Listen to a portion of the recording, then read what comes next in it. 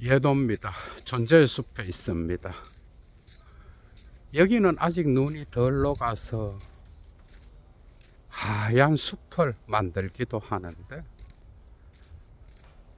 오늘 강의의 주제는 수사학과 포스트 모더니즘 세 번째 시간입니다. 논증이란 무엇인가? 재밌겠죠, 그죠? 사실 철학에서 수사학은 오늘날 포스트 모더니즘에 이르기까지 정말 중요한데요. 많은 사람들이 수사학을 기만하는 기술, 특히 플라톤 때문에 이런 말이 생겼는데, 이런 것은 소극적인 뜻이고 긍정적인 뜻, 적극적인 뜻은 수사학적 명제에 기만당하지 않기 위하여 수사학을 사용하는 정치인, 수사학을 사용하는 언론의 제목들, 오늘날 이데올로기를 마구 양산해내는 언론의 장난질에 춤추지 않기 위하여 수사학을 수사학으로 깨트린다라고 하는 이 궁극적 지혜. 그래서 오늘 강의의 소제목은 수사학과 정치입니다. 정치인들만큼 수사학을 사용하는 자들이 없는 거예요. 여러분들이 선동이라 그러잖아, 그죠? 특히 개별적인 사례를 일반화시켜서 마구 퍼뜨리는 제휴법을 즐겨 사용하죠, 정치인들. 언론의 기사 제목 역시도 희한한 제목을 만들어내서 마구 퍼뜨리는 쓰레기 같은, 수사학이란 용어도 붙일 수 없는 그런 기사들이 막 자본주의 욕망을 자극할 수 있는 제목으로 막 뽑아서 막 퍼뜨리죠, 그죠?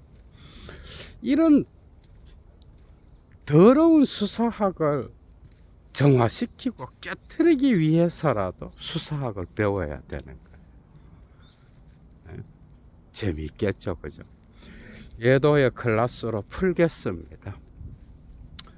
여건이 되시는 분은 사막의 철학을 후원해 주시면 감사하겠습니다. 자발적 수업료겠죠, 그죠?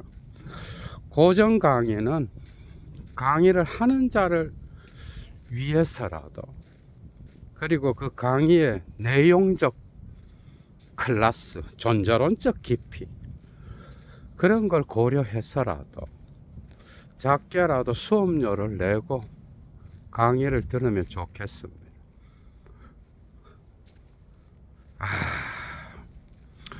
붓다는 초기 경전 수타니파타에서 무소의 뿔처럼 홀로 가려고 하는 자, 그래서 깨달음의 길에 오른 자는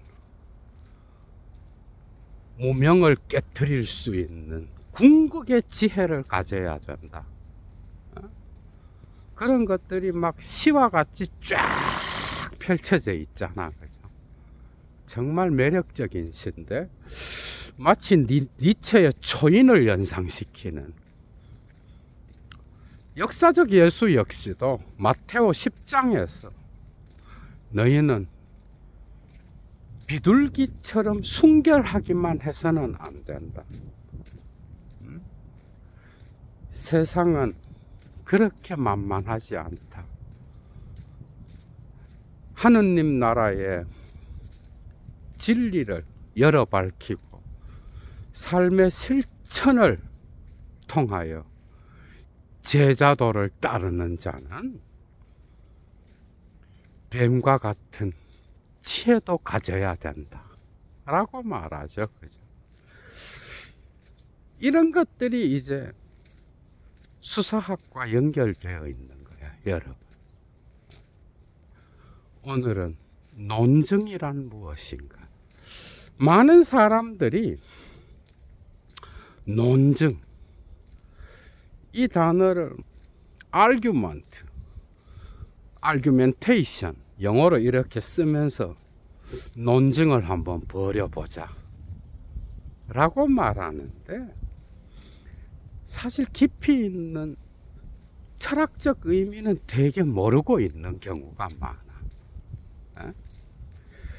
특히 하버마스를 읽으려고 한다든지, 아니면 오늘날의 발리바르의 정치 철학, 그리고 또한 칼 포퍼의 반증 가능한 명제, 이런 것들을 이해하기 위해서도 수사학은 기본인데, 그죠? 오늘날 철학을 한다는 게 뭘까? 어제 나훈아가 노래를 부르려고 공연장에 섰잖아, 그죠? 한 번씩 정치적 발언을 하는데, 왼쪽 너는 잘했냐 라고 하면서 무슨 전라도 경상도를 나누고, 마치 왼쪽을 향하여 뻑큐를 날리는 듯한, 그래서 나훈아의 노래를 좋아하고 나훈아를 너무나 사랑하는 팬들이라면 나훈아가 하는 모든 말은 검증 없이 받아들이고 또한 환호를 보내겠죠. 그죠? 이런 건 논증이 아닌 거야. 이런 것은 권위와 또한 소문의 영향에 의하여 굴복하는 거예요. 이건 비합리적인 거야, 이런 영향들은. 그리고 또 다른 반응을 보일 수 있는데, 이 사람이 과연 프랑스 혁명 이후에 아니면 영국 혁명 이후에, 그죠? 어떤 17세기부터 진행된 민주주의의 역사, 오늘날까지 세계의 역사를 과연 알까? 노래만 불렀지. 이 사람이 한국의 민주주의가 어떻게 발전해 왔는지를 과연 알까? 이러면서 노래나 부르지, 이 시국에 양비론과 같은 그런 주장을 하면서 물타기 할 땐가? 이러면서 뻑큐를 날릴 수 있겠죠. 그죠? 그 말을, 내가 나훈아의 노래를 좋아하고 나훈아의 팬이라고 해서 나훈아의 모든 말은 마치 공정한 것처럼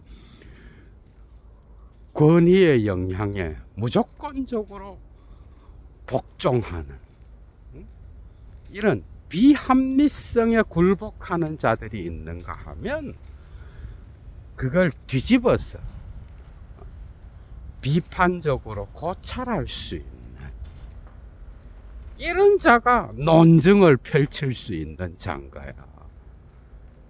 나훈아에게 뻑큐를 날리면서, 야, 지금 물타기 할 때냐? 민주주의의 세계사는 고사하고 한국에서 어떤 방식으로 민주주의가 형성됐는지 한국 역사라도 제대로 읽어봤느냐 하면서 의문을 제기할 수 있겠죠. 그죠? 그러면서 지금이 그럴 때냐 하면서 한 방 날릴 수 있겠지. 이런 게 논증의 형식인 거예요. 그러니까 논증은 어떤 권위의 영향에 굴복하는 이런 비합리적 소문과 같은 것, 그리고 과학적 명제와 같이 엄밀하고 객관적인 타당성을 갖고 있는 그런 증명, 이런 것도 논증이 아닌 거예요. 객관적 타당성을 갖고 있다면 논증을 펼칠 이유가 없죠. 논증은 그래서 찬반 양론이 가능한, 논증의 어원학적인 그리스적 개념, 시제테세라 그러죠. 그죠? 그리고 추론이란 의미를 갖고 있는 에피케이레마, 이런 단어들은 근본적으로 다른 명제를 수용할 수 있는 명제, 이게 논증의 명제인 거야. 시제테세. 그래서 어느 정도 균형을 맞출 수 있는. 그래서 고대 그리스 수사학자들은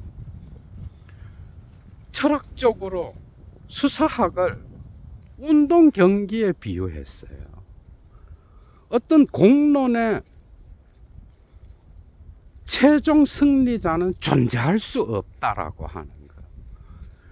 매번 경기할 때마다 한 사람이 이길 수 있는 게 아니라 누구든 승리자가 될 수 있는 거.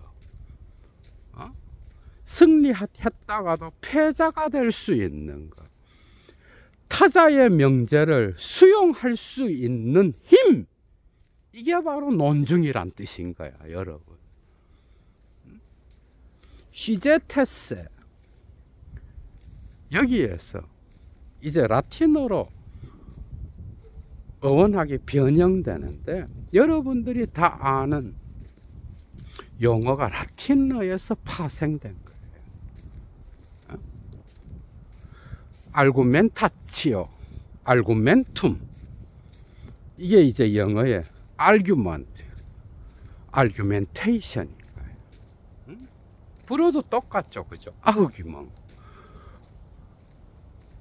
argumentation, 독일어도 동일하게 갑니다. argument, argumentation, 타치온, 이렇게 되겠죠, 그죠? 이것은 논증에 어떤 증거를 제출하는 거야. 논거를 제출한다, 이런 뜻이 있는 거예요. argumentatio, argumentum. 그래서 이 증거를 제출한다는 건 뭐예요? 자기 자신의 논거만이 옳다는 게 아닌 거예요. 그래서 논증은 정말 다양한 방식의 사람들의 견해가 수렴되는, 그래서 고대 수사학이 발전시켰던 이 논증의 원리는 오늘날 21세기의 민주주의의 원리, 다원성과 함께 갈 수 있는, 오늘날 포스트 모더니즘의 다원적 진리를 인정하는 그런 방식으로 기술될 수 있는 특성을 갖고 있죠. 그죠? 재미있죠. 그죠? 그래서 논증이라고 하는 것은 어떤 객관적 타당성을 가진 명제가 다른 모든 명제들을 잡아먹는 그런 과학적 증명과 같은 특성을 갖고 있지 않는 거예요. 그렇다고 권위나 소문의 영향에 굴복해서 자기 자신의 이성은 사용하지 않고 누가 말했으니까 라고 하면서 받아들이는 이런 태도도 논증이 아닌 거예요. 논증은 제3의 길을 가는 거예요. 이런 논증에 대한 철학적 사유는 당연히 아리스토텔레스의 토포스론과 그 다음에 수사학에 나타나고, 그 다음에 그 이후에 퀸틸리아누스, 키케로, 베르길리우스와 같은 로마의 철학자에 의해서 이것이 보다 더 견고해지죠. 그죠? 물론 이런 특징들은 아리스토텔레스 이전에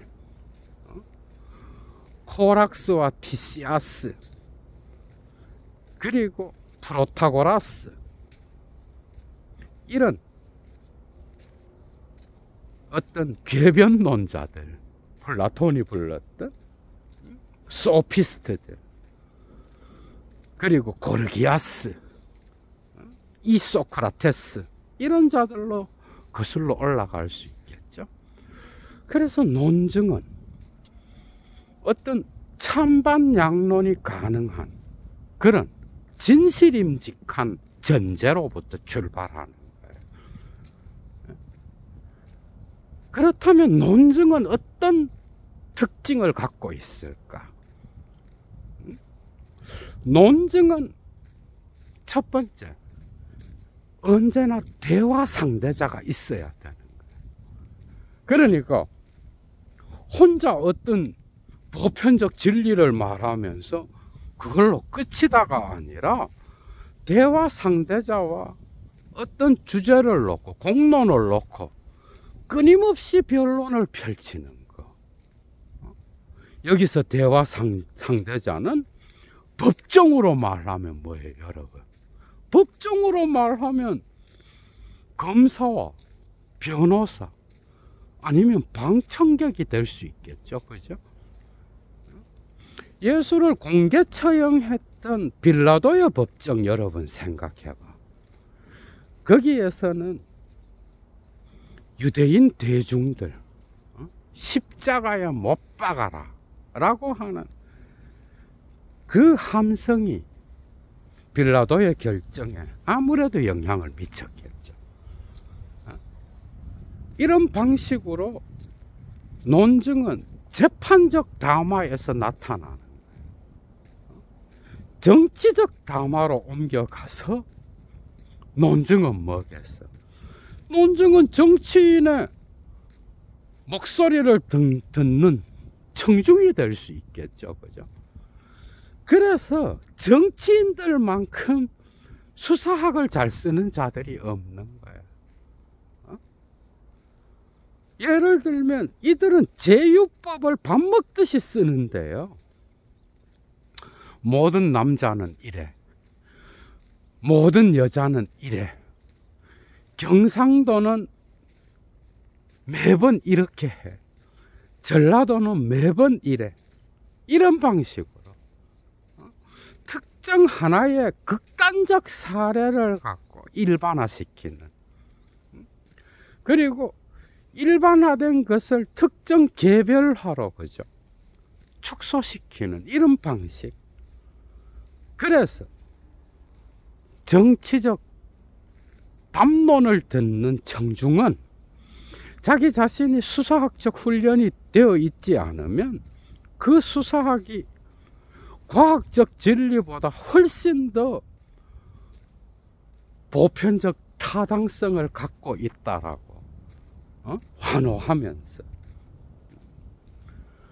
예를 들면 오늘날, 그죠, 이 시국에 대한민국 국민은 단결해야 됩니다. 지금은 위기의 시대입니다 라고 말한다라고 합시다. 이때 이런 정치인의 연설, 담론을 듣고, 그죠, 거기에 대한 반응은 오케이 라고 말하는 사람이 있는가 하면은, 또 다른 관점에는 뭐 위기의 시대야 뭐 그럴 수 있는 거지, 이렇게 말하는 거예요. 그래서 거기에서 나타나는 또 다른 어떤 논증의 명제를 수용할 수 있는, 그게 바로 논증의 가장 강력한 의미인 거예요, 여러분. 그러니까 대화 상대자가 없다 그러면 논증이란 단어는 성립 자체가 불가능한 거예요. 아니면 전쟁에서 패배한 장군이 군중을 향하여 어떤 연설을 할 수 있겠죠, 그죠? 거기에서도 논증이 형성되는 거예요. 아니면 승리한 장군이 자기 부하들을 두고 그 앞에서 정말 그 승리의 축하를 더욱더 장엄하게 만드는 그런 걸 할 수 있겠죠, 그죠? 그러니까 다양한 방식에서의 논증은 언제나 대화 상대자가 있어야 되는 거예요. 이것이 없다면 논증은 사라져 버리는 거예요. 그것이 개인일 수도 있고 집단일 수도 있고 국민 전체일 수도 있고 세계 시민들일 수도 있는 거예요, 여러분. 그 대화 상대자는. 그리고 논증의 전제는 언제나 보편적 객관성, 엄밀성을 갖지 않는다는 것. 논증의 전제는 언제나 진실임직한 것. 그래서 찬반 양론이 가능한 거예요. 에이코스, 그리스어로. 그래서 그 전제는 때로는 생략될 수도 있고 때로는 논쟁에 붙여져서 검열을 받을 수도 있는 거예요. 이 개방성 자체가 논증의 힘이에요, 여러분. 그리고 논증의 언어는, 그죠? 논증의 언어는 결코 수학적 언어가 아닌 거예요. 여러분, 특히 철학에서 에드문드 후설은 자기의 현상학을 엄밀한 학으로서의 철학으로 규정하잖아, 그죠? 그래서 후설은 수학적 진리에 상당히 관심이 많았어. 원래는 수학자이기도 했던 거예요.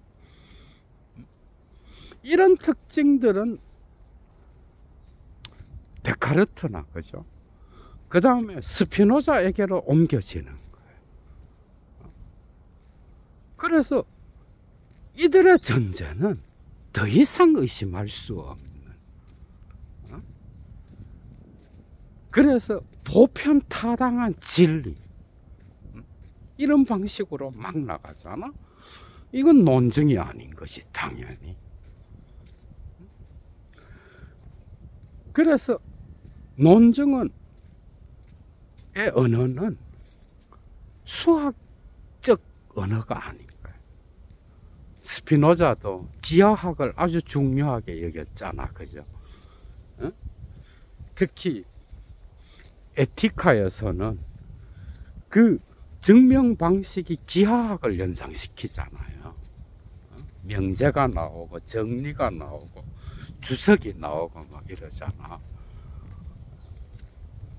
그리고 논증은 언제나 다른 명제에 의하여 반박 가능한 거예요. 여러분, 칼 포퍼 생각나죠, 그죠?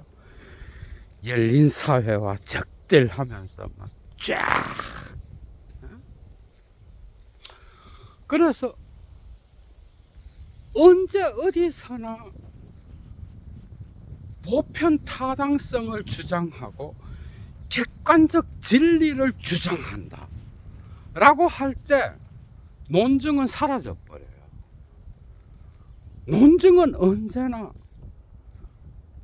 타자의 논거 제시에 의하여 그 진리가 전도될 수 있는 거야. 그래서 반박 가능성이 정말 중요한 거예요. 그래서 논리학에서 말하는 논리와는 다른 준논리적인 특징을 갖는 거예요. 그래서 수학적 언어가 아닌 일반 생활 세계의 언어, 거기서부터 은유와 아이러니를 사용하여 그 문체를 더욱더 고급화시킬 수 있겠죠. 그죠? 그러니까 삶의 언어인 거야.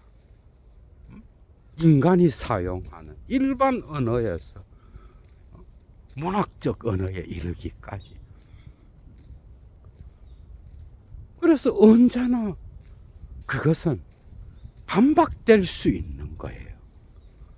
그래서 논증은 정말 이 타자의 질문 가능성을 존중하고 그 질문 가능성에 의하여 언제나 나의 명제가 전도될 수 있다라고 하는 것을 인정하는 거예요. 그러니까 오늘날 21세기에 민주주의의 다원적 원리와 함께 갈 수 있는 거예요. 이게 수사학에서 정말 중요한 정치적 담론의 특징인 거예요. 타자의 진리가 옳을 수도 있다라는 걸 열어놓는 그 개방성. 그러나 타자도 수준이 있죠, 그죠? 그냥 뭐 모든 담론이 똑같다, 이건 아닌 거예요. 웬만한 수준이 맞고 거기에서 왔다 갔다 할 때 논증의 참여자들은 기뻐하는 거지, 수준 자체가 안 맞으면 그거는 타자의 개방성이 열려졌다라고 하더라도 금방 그 논증은 종결돼 버리는 거예요. 이런 논증의 특징을 철학적 해석학으로 갖고 가게 되면은, 특히 딜타이가 자신의 철학으로 수용했던 인문과학의 진리를 대변하는, 그것은 설명이 아니라 이해다라고 말하고, 설명은 자연과학의 진리를 대변하는 거라 그러잖아. 이게 이제 하이데거 존재와 시간에도 나타납니다. 설명과 이해의 차이. 딜타이의 이해 개념을 보다 더 존재론적으로 삶의 개념에, 그죠? 맞게 수정하죠, 그죠?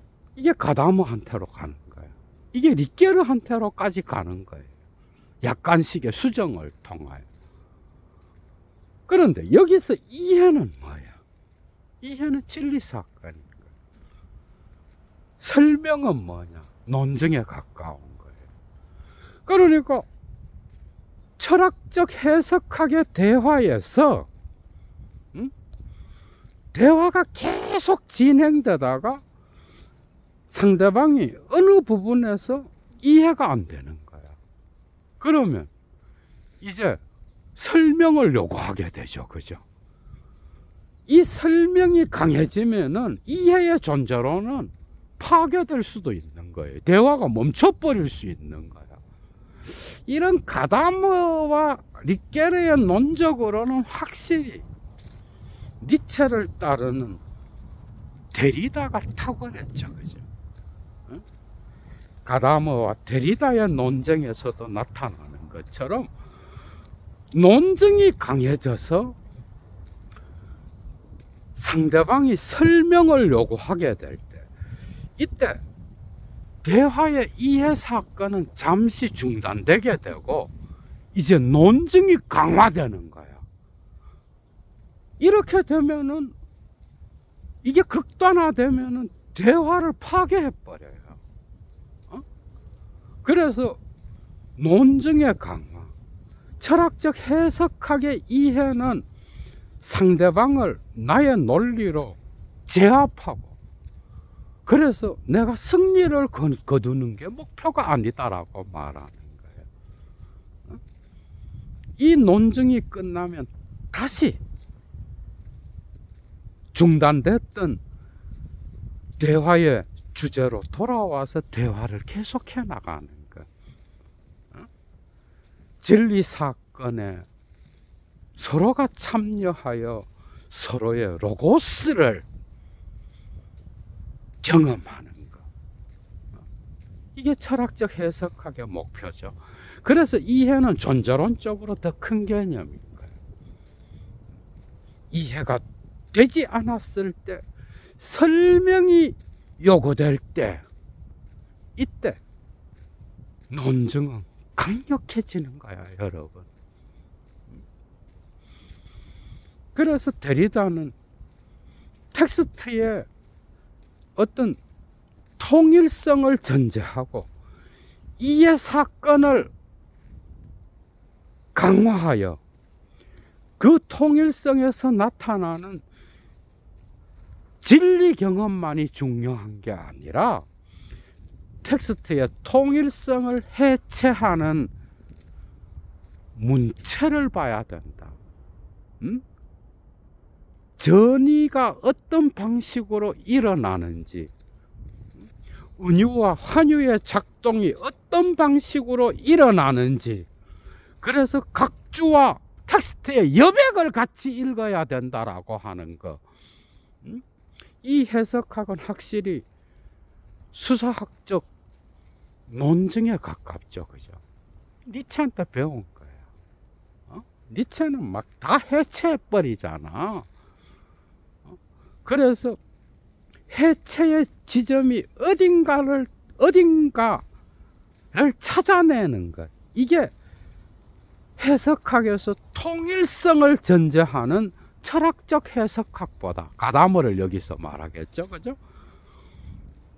더 중요하다.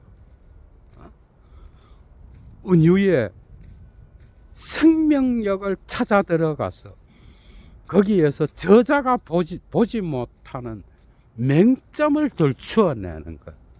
이건 역시도 해석학에서 중요하다. 뭐 양쪽 다 중요하겠죠, 그죠? 이것만이 있다면 텍스트 전체의 진리 사건은 단지 은유의 지점을 찾아 들어가는 문체와 전의의 지점을 찾아 들어가는 것으로 그치는 것. 그것으로 끝나버린다라고 하는 것. 그래서 데리다가 가는 곳에서 논증적 대화는 멈춰지는 거야, 여러분. 사실 고대 수사학부터 오늘날 포스트 모더니즘의 담론까지 수사학은 두 방향으로 발전하죠, 그죠? 이미 고르기아스로부터 문학 텍스트의 문체론이 나타나고, 여기에서 드러나는 은유와 한유, 이것은 포스트 모더니즘 담론의 토대가 되었던 구조주의 언어학과 같이 가잖아.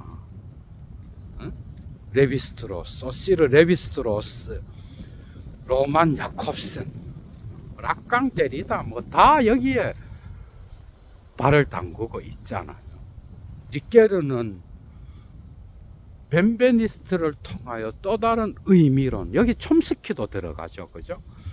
그래서 언어의 2차 지시체를 이야기하면서 세계의 탈음패, 그 진리 사건이 드러나는 것, 이게 이제 하이데거랑 연결해서 나타나는데, 각각 다른 방식으로 수사학은 사용되고 있는 거예요. 롤랑 바르트, 글쓰기의 영도, SZ, 텍스트의 쾌락, 이런 것들은 수사학의 어떤 문학적 텍스트의 작용을 읽어내지 못하면 손도 못 대는 거죠, 그죠? 그리고 리케르의 살아있는 은유, 시간과 이야기, 이런 것들, 해석의 갈등에서도 이런 수사학적 언어학의 역사를 전혀 모른다. 그러면 파악하기가 어려운 거예요.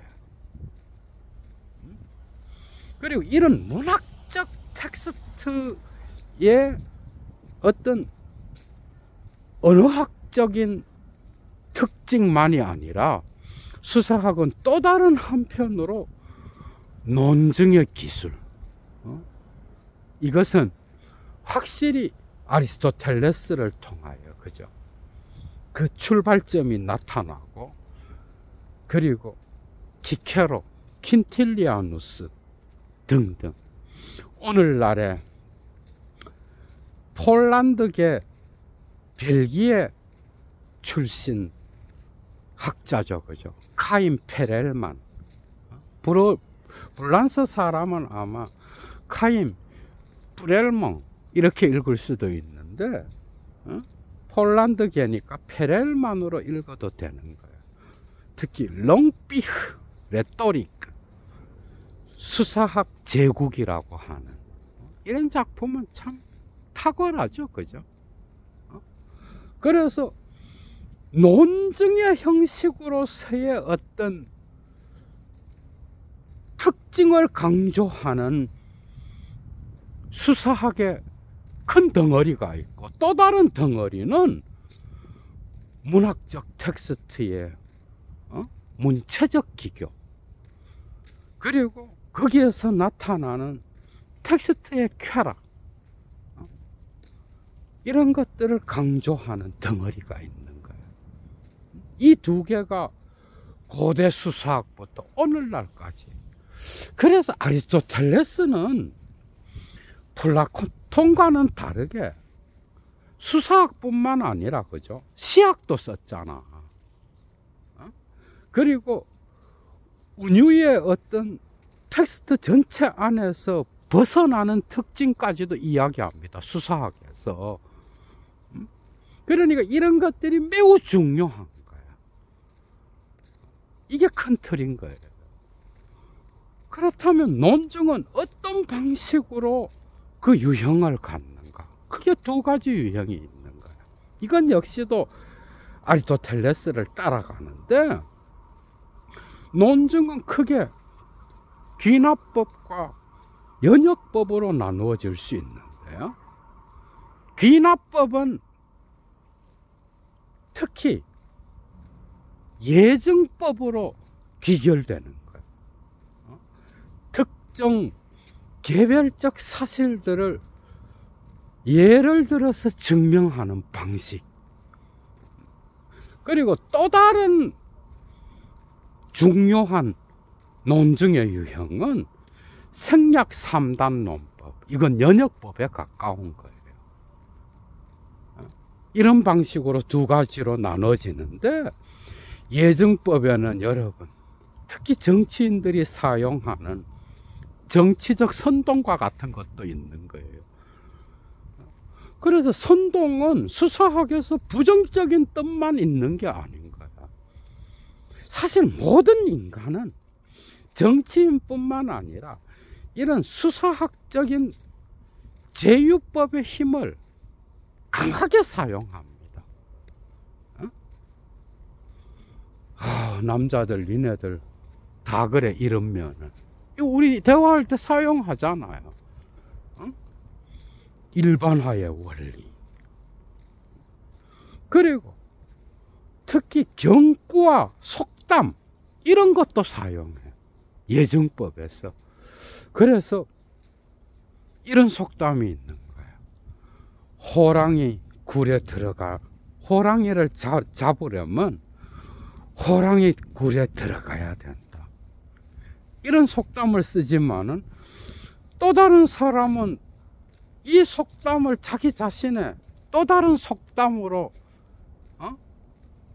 논증을 통하여 패배시키려고 하는데, 호랑이 굴에 잘못 들어가면 죽는다. 그러면서 신중한 것은 안전의 어머니다. 이러면서 다른 속담을 제시할 수 있는 거겠죠, 그죠? 그래서 경구나 속담은 그 맥락에서만 유효한데, 이것을 떼다가 자기의 논증에 예정법에 사용할 수 있는 거예요. 재미있죠, 그죠? 우리는 일상에서 다 정치인들이 아니더라도 정치인들의 수사법은 어떨 때는 정말 무식한 경우가 많잖아. 초등학생보다 못할 때가 많아요. 특히 한국 정치인들의 수준은 그럴 때가 많아. 그리고 예정법은 권위의 논거에 복종할 때도 있는 거예요. 특히 키케로가 말한 것처럼, 심지어 붓다가 말한 것처럼, 예수가 말한 것처럼, 이런 것들이 다 논증의 예정법을 구성하는 그런 사례들인 거야, 여러분. 그럼 생략 3단 논법은 뭐냐? 이건 연역법인데 대전제를 생략할 때가 많은 거예요. 예를 들면 모든 인간은 죽는다. 소크라테스도 인간이라서 죽었다. 소크라테스는 죽었다. 인간이니까. 여기서 대전제, 모든 인간은 죽는다를 빼버리는 거예요. 생략하는 거예요. 그것은 수사적 효과가 어떤 공론이나 대전제가 보편타당한 게 아니라 논증의 여지가 있을 때, 진실임직한 것일 때, 그때 대전제를 생략하는 경우가 많은 거예요. 그리고 이런 생략 3단 논법에서 자주 사용되는 것은 동일률인 거예요. 역시 남자는 남자야, 여자는 여자야. 역시 철학은 독일이야, 철학은 프랑스야. 그러니까 A는 A다라고 말하면서, 그죠? 거기에서 자기 논거의 확실성을 주장하는데, 예수는 예수야, 붓다는 붓다야, 현대 과학기술은 역시 과학기술이야. 이런 방식의 동어반복과 같은 동일률을 사용하고, 아니면 A 아니면 B다. 여기서 선택을 요구하는 거예요. 그 중간은 없는 거예요. 아니, A 아니면 B, 그 사이에 얼마나 많은 것들이 있을 수 있어. C, D, E, F부터 뭐 끝까지, Z까지, 그죠? 아니면 수천 가지가 있을 수 있는데, 거기에 A 아니면 B다. 선택해라. 이러면서 그 사이에 선택권은 아무것도 없는 것과 같은 배중률적 선택 명제가 있고요. 그 다음에 이것은 때로는 딜레마에 빠지게 하는 특징을 갖는 거예요. 생략 3단 논법을 연역적으로 사용하다가 보면 코락스나 티시아스가 빠졌던 그 딜레마에 빠지는 거예요. 그러니까 법정에서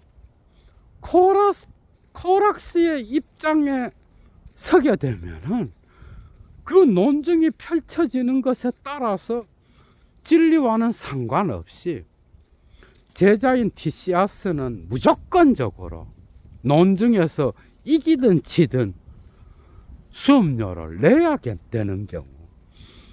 아니, 그런데 티시아스의 관점에서는 또 그의 관점에서의 논증은 수업료를 낼 필요가 없는, 지든 이기든 그런 딜레마.